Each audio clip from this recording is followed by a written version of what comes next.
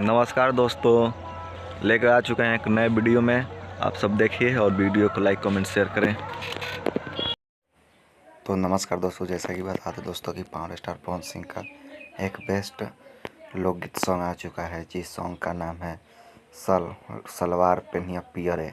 तो बता दें दोस्तों कि इस सॉन्ग को गाया है सलवार पियरे पेनिया पवन सिंह और शिवानी सिंह, फीमेल सिंगर शिवानी सिंह जी ने इसमें काम किया है। और बता दें दोस्तों कि सलवार पियरे पहनिया के म्यूजिक डायरेक्टर बता दें दोस्तों कि पावर स्टार पवन सिंह के अपने म्यूजिक डायरेक्टर प्रियांशु सिंह जी ने इस सॉन्ग में म्यूजिक दिया है।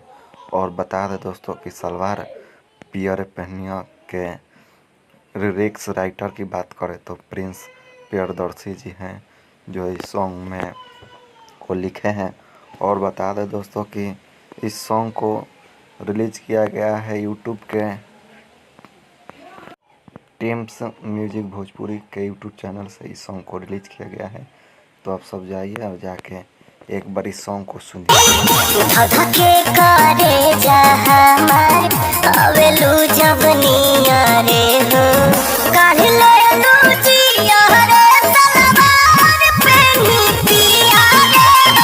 तो आप सब बताइए दोस्तों कि सॉन्ग कैसा लगा, एंड मेरे वीडियो को लाइक कमेंट शेयर करें।